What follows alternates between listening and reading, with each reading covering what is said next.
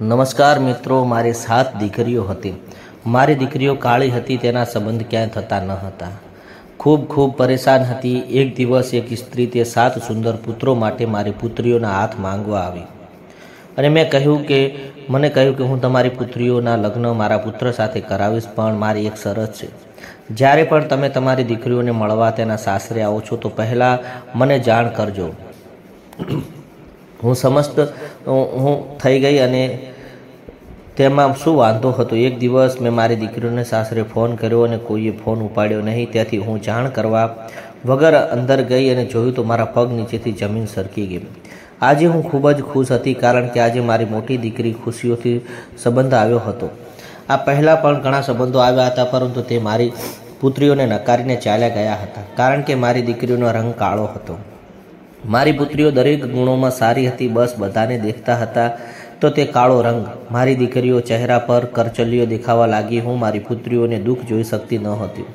ભગવાને મારી સાથે આટલું બધું ખરાબ કેમ કર્યું? મારી દીકરીઓને કાળો રંગ કેમ આપ્યો? હું હવે માત્ર રાહ જોઈ રહી હતી. ત્યારે અમારા ઘરે એક મહિલા આવી અને અમે તેની સાથે દિલથી વાતો ભગવાન કહ્યું અને ચા પાણી પીવડાવ્યા અને નમસ્કાર કર્યો અને સૌ ભોજન પણ કરાવ્યું. પછી અમે પાછળથી ખબર પડી કે તે મારી દીકરીઓને જ મળવા આવી હતી. મને કહ્યું, બહેન તમારી દીકરીઓને બોલાવો, અને ઊભી થઈ અને રૂમમાં ગઈ. હું મારી દીકરીઓને ખુશીથી રૂમમાંથી બહાર લઈને આવી. તે સ્ત્રીઓને મારી દીકરીઓને તરફ જોયું અને કહ્યું, બહેન હું નાની ઉંમરની છોકરીઓ જોઈતી અને મોટી નહીં. મારી દીકરી અનિલ હજી ઘણો નાનો હતો અને તારી દીકરીઓને મેળ નથી. તેથી જે સ્ત્રીઓ વાત સાંભળી તે ખૂબ જ ખુશી અને તે બોલવા લાગી, હવે તમારે બધું જોતા પહેલાં વિચારવું જોઈએ કે ખુશીને તેની માસીએ કહ્યું, તમે છેલ્લા 7 વર્ષથી મારા માટે સંબંધ લાવો છો, ત્યાંથી તમને ખબર નથી કે મારી સ્થિતિ શું છે, મારી ઉંમર કેટલી છે, મારો રંગ કેવો છે, અથવા જે કહી શકે તેનાથી કોઈ ફેર પડતો નથી. તમે બંને મારી નજર સામેથી હટો, નહીં તો હું તમારી સાથે એવું કરીશ કે સંબંધ જોઈને તે સંબંધ જોઈ શકાશે નહીં. તે મહિલા પાસે હાથ મૂકી અને કહ્યું, હા તો તોબા, આનીથી એટલી લાંબી જીભ છે કે છોકરીઓ પાસે રીતભાત જેવી કોઈ વસ્તુ નથી. ત્યારબાદ બંને ઘરની બહાર નીકળી ગઈ અને ઘરે સ્ત્રીઓ ગયા પછી ખુશીથી આંગણામાં બેસીને રડવા લાગી. તેને દરમિયાન માતાએ કહ્યું કે મેં મારા બાળકોને એટલે સારી રીતે ઉછેર્યા છે કે આજે સુધી મારી દીકરીઓને કોઈ સામે નજર પણ ઊંચી કરી નથી. ક્યારે બદનામીની તો બહુ દૂરની વાત છે. તે મારી દીકરીઓને લાગણીઓ પણ કાંઈ કે હું તેમને જે સ્થળ ચૂપ કરી દેશે. આજે મારી દીકરીને બોલવાથી અટકાવીને તે પણ માણસને 7 વર્ષની સહન કરી અને તે પછી ભટ્ટ ખુશીના માથા ઉપર હાથ મૂક્યો અને કહ્યું, દીકરી ઉદાસ ના થા, ભગવાન બધું ઠીક કરશે. હું મારી દીકરીઓને ગળે લગાડીને રડતી રહી. હું મારી દીકરીઓને કહેતી કે ભગવાનને પણ પ્રાર્થના કરો, ભગવાન સારું નસીબ ખોલે છે. આજે હું બિલકુલ ન હોત તો તે રડી અને મારી બાળકી દુઃખી થઈ હોત. ખુશીથી હસીને કહ્યું કે સમોસા ખાઈ લે, કારણ કે તેની સાથે દિલ્હીમાં વધુ મહેનત કરે છે. અને પછી બધી બહેનો એકબીજા સાથે વાતો કરવા લાગી ને હસવા લાગી. મને એવું થયું કે લોકોએ મારી દીકરીને ખરાબ કર્યું છે, પણ તેનાથી કાંઈ ખરાબ થયું નહીં. આજે મારી દીકરીઓના લગ્નનો નિર્ણય ભગવાન પર છોડી દીધો. શાંતિથી બેઠીને થોડીવાર પછી ડોરબેલ વાગી એટલે મને જોઈ અને દરવાજો ખોલ્યો, પણ સામે દ્રશ્ય એટલું આશ્ચર્યજનક હતું જેટલું રસપ્રદ હતું કે મોટી કાર આવી અને અમારી ગરીબી ખાનાની સામે પાર્ક કરી અને ગાડીમાંથી રાજકુમાર જેવા છોકરાઓ બહાર નીકળ્યા.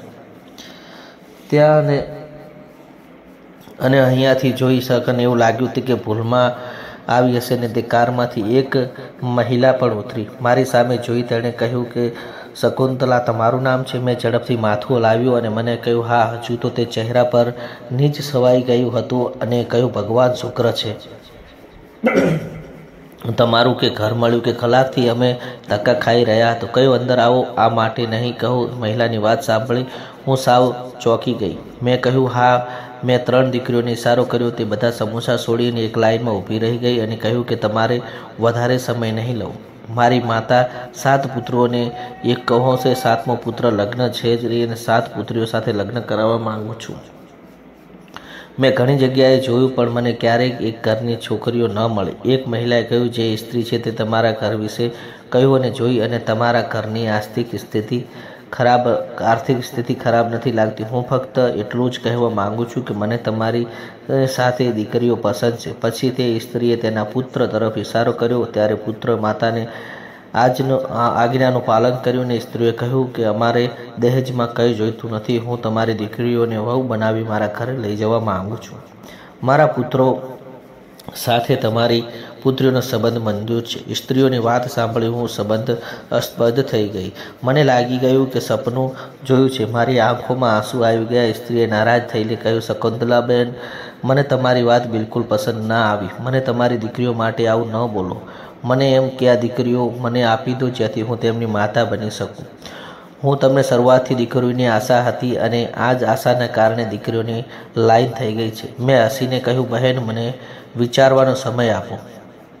તેમ મહિલાએ પણ હસતા હસતા કહ્યું, ચોક્કસપણે સમય લો, પણ મને તમારા હાથ જોઈ. અને પછી તે બધાની ઊભા થઈ ગયા અને ચાલ્યા ગયા. હું આશ્ચર્યમાં ત્યાં ઊભેલી સ્ત્રીની નાની દીકરી હસતા હસતા કહ્યું, માં, હા પાડી દેવાય, આટલું વિચારવાની શું જરૂર છે? પછી સ્ત્રી પુત્રોને કેવા સરસ હતા. મેં ગુસ્સામાં મારી દીકરીને કહ્યું, તને શરમ નથી આવતી કે માતા સાથે આવી રીતે વાત કરે છે?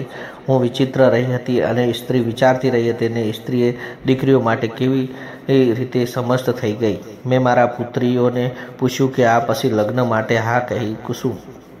તેણે અમારી સાથે મજાક કરે છે. હું હજુ વિચારતી હતી અને તે દરમિયાન કોઈ ઝડપથી અમારા ઘરનો દરવાજો ખખડાયો. મારી સામે જે સ્ત્રી હતી તેણે કહ્યું, બહેન, તમારા જવાબ સાંભળવામાં આવી છું. મેં પણ હસીને કહ્યું, આજથી મારી દીકરીઓ તમારી બંનેની બની ગઈ છે. હું ખૂબ ખુશ થઈ ગઈ અને કહ્યું કે હું તમારી દીકરીઓનો સંબંધ દિલથી સ્વીકારું છું. પણ અમારી એક નાની શરત છે. શરતનું નામ સાંભળતા જ હું અંદરથી હચમચી ગઈ. એ સ્ત્રી કઈ શરત મૂકનાર હતી અને બધા સપના ચકનાચૂર થઈ ગયા. તેણે કહ્યું કે બહેન, મારી એ શરત છે કે તમારી દીકરીઓને મળવા આવો એ પહેલાં ફોન કરીને આવજો. મને પહેલાં જાણ કરજો. મેં હસીને કહ્યું, બસ તમે મને પરેશાન કરી દીધી. મેં કહ્યું, મને આ શરત મંજૂર છે. એ સ્ત્રી ખૂબ જ ખુશ થઈ ગઈ અને લગ્નની તૈયારી કરવા લાગી અને ખુશીથી તેના ઘરે તે સ્ત્રીના શુક્રવારના લગ્નની તારીખ બરાબર 1 અઠવાડિયા પછી આવી. થોડા દિવસો પછી મારું ઘર ખાલી થઈ જશે અને થોડા દિવસોમાં મેં સમય પણ આવી ગયો. છેવટે મારી દીકરીઓ પણ તેના સાસરે ગઈને ભગવાન ખૂબ આભાર કે મારી દીકરીઓના લગ્ન આવ્યા. સીમિત પરિવારમાં થયા હતા અને લગ્નના 2-4 દિવસ પછી મેં સીધું તેના ઘરે જઈ અને ફોન કર્યો. નંબર સ્વિચ ઓફ હતો અને હું રિક્ષામાં બેસી દીકરીના આલિશાન ઘરમાં પહોંચી. મેં બહાર બેઠતા ચોકીદારને કહ્યું, મારી દીકરીઓને મળવા આવી છું. ચોકીદાર પરવાનગી લેવા અંદર ગયો અને સાસુ સામેથી આવીને કહ્યું કે લગ્ન પહેલાં મેં કહ્યું હતું ને કે ફોન કરીને આવજો, પરંતુ તમે શરત પૂરી કરી શક્યા નહીં. હવે તમે ઘરે જાઓ અને ઘરે જઈને ફોન કરી અને મારી પાસેથી પરવાનગી લઈ અને તેની પછી હું તમને તમારી દીકરીઓને મળવા દઈશ. તેમણે મારું હૃદય તોડી નાખ્યું અને હું આવી ક્યારે જોયું ન હતું અને મનમાં વિચારી હતી મહિલાએ કે મારી આંખોમાં આંસુ વહી રહ્યા હતા. ઘરની બહાર નીકળી ગઈ. ત્યારબાદ તો મેં ઘરે જઈને દીકરીઓને ફોન કર્યો. મેં મારી દીકરીઓને મળવાની પરવાનગી માંગી. જ્યારે હું ત્યાં પહોંચી ત્યારે મારી આંખોમાંથી આંસુ ઉભરાઈ આવ્યા હતા. જ્યારે મેં મારી દીકરીઓને જોઈ ત્યારે મને સૌથી વધુ આનંદ થયો. તે સમયે એવું લાગી રહ્યું હતું કે મારી દીકરીઓ રાજકુમારીઓની છે અને મારી દીકરીઓ આ રીતે જોઈ મારો આત્મા પરમ શાંતિ મળે. મારી દીકરીઓને સોનાના ઘરેણા મળ્યા હતા અને જોયું કે હસતી હતી અને એકબીજા સાથે વાતો કરતી હતી. તેમ જોઈ આંખોમાં પણ ઘણી રાહત થઈ. આ શ્રદ્ધા જોઈ અને મારી દીકરીઓએ કહ્યું, તમે આ ઘરમાં જ છતાં મારું દિલ લગાવો છે. મને ખૂબ ચિંતા ન કરો, તમારી દીકરીઓ ખૂબ જ કાળજી રાખે છે. હું ખુશીનું ઘર પાછી આવતી હતી અને મારી નાની દીકરી મને ગળે લગાડી અને રડવા લાગી અને કહ્યું કે હું તને યાદ કરું છું. મેં હસીને કહ્યું કે આ દીકરી તારા પતિ સાથે આવજે અને પછી મારો હાથ છોડાવવાનું શરૂ કર્યું. તેથી મારી નજર તેના હાથ પર પડી અને તેના હાથ જોઈ મારા હાથમાં કાપી ઉઠ્યા. પૂછ્યું કે આ શું થયું છે? તે દરમિયાન મોટી દીકરી આગળ વધીને કહ્યું, માતા, તમે સાફ ચિંતા ના કરો, હું અહીં સંભાળ રાખું છું, પણ હું આ બધું તું કેવી રીતે સહન કરી શકે? છેવટે મારી નાની દીકરીએ કહ્યું કે મને કહ્યું છે. મારી નાની દીકરીએ, માતા, એ મને પરેશાન થઈ રહ્યા છે. હું મારા પતિ સાથે રસોઈ ગરમ કરતી હતી અને ગેસનો ઉપયોગ કેવી રીતે કરવો તે ખબર નથી. તેને જાણ કરવા મારા હાથ દાઝી ગયા છે. ત્યારે નાની દીકરીએ પતિના રૂમમાંથી બહાર આવી અને તેને કહ્યું કે દીકરાઓ, આ મારે સૌથી નાની અને વહાલી દીકરી છે. મેં કહ્યું કે બહુ ધ્યાન રાખજો અને કહ્યું ચિંતા મુક્ત રહો. હું ત્યારબાદ ઘરે પાછી આવી, પણ મારું મન મારી દીકરીઓ સાથે જ રહ્યું હતું. મને બહુ ચિંતા થઈ હતી કે મેં મારી દીકરીઓને ગરીબીમાં ઉછેરી હતી ને ભગવાન તેમની સાથે કોઈ ઘટના ના બને. પડોશન મહિલા મારી દીકરીઓના લગ્ન માટે મને અભિનંદન આપવા લાગી. મને કોઈ ખુશીનો અનુભવ થયો ન હતો. હું વિચારતી હતી કે મારી દીકરીઓ આટલા મોટા ઘરમાં પણ કઈથી પોતપોતાનો કોઈ મોબાઈલ નથી. 2 અઠવાડિયા પછી તે મારી દીકરીઓની સાસુ અને જમાઈ પોતાના ઘરે મળવાની આમંત્રણ આપ્યું, પણ એવું કહીને ટાળ્યું કે બહાર ફરવા ગયા છે. અને મને આ ખૂબ જ વિચિત્ર લાગ્યું. મારું હૃદય તૂટી ગયું હતું અને મારી પુત્રીઓ બહાર ફરવા જતા પહેલાં મને કહ્યું જરૂર જણાવવાનું માન્યું. ચાલો બાકી દીકરીઓ છોડો, પણ મારી નાની દીકરી કહ્યા વિના કંઈ કામ ના કરતી ને હૃદય વિચારવા લાગ્યું. કદાચ મારી દીકરી તેના સાસરિયામાં ખૂબ જ ખુશ હશે અને તે ગરીબી માતાની સાથે વાત કરવા માંગતી નથી. તેથી તેની સાસુએ કહ્યું, શકુંતલા ચિંતા ના કરો, તમારી દીકરીઓ તેના પતિ સાથે ખૂબ જ ખુશ છે. આમ કરતાં કરતાં 2 મહિના વીતી ગયા અને મારા મનમાં ઘંટ વાગવા લાગ્યા હતા. પરંતુ મેં વિચાર્યું કે કોઈ પણ પરિસ્થિતિની અમારી દીકરીઓને મળે, તેથી હું પણ જાણું વિના મારી દીકરીઓના ઘરે પહોંચી ગઈ. ચોકીદારે મને જોઈને કહ્યું, પરવાનગી લઈને આવું છું, તમે પછી જવા દઈશ. તે દરમિયાન ચોકીદાર રડતા રડતા કહ્યું, ભાઈ તમે કસમ છે આજે મને રોકશો નહીં. જો હું આજે તે મારી દીકરીઓને નહીં મળું તો આજે હું મરી જઈશ. પછી ચોકીદારે કહ્યું, પણ જો હું તમને અંદર મોકલીશ તો મારી નોકરી જતી રહેશે. પરંતુ તમે મને કહ્યું કે મારા નાના ભાઈનો મારી બહેન માટે મારી નોકરીને બદલી આપી દઉં. જાઓ, મળી આવો અને તમારી દીકરીઓને મળવાનું. હું ઉતાવળથી ઘરે અંદર પહોંચી ત્યાં સામેનું દ્રશ્ય જોઈ મારા હાથ કાંપી ગયા. મારી દીકરીઓ જે કપડાં પહેર્યા હતા તે એક હાથમાં સાવરણી અને બીજા હાથમાં રસોડાના વાસણ ધોતી હતી. નાની પુત્રી તેના પતિ સાથે સોફા પર બેઠી હતી, પરંતુ તે પણ ખૂબ જ નરસંગર હતી અને તે વારંવાર સાસુ તરફ જોઈ રહી હતી, પરંતુ બૂમ પાડી રહી અને આવ્યું અને બધું શું થઈ રહ્યું છે.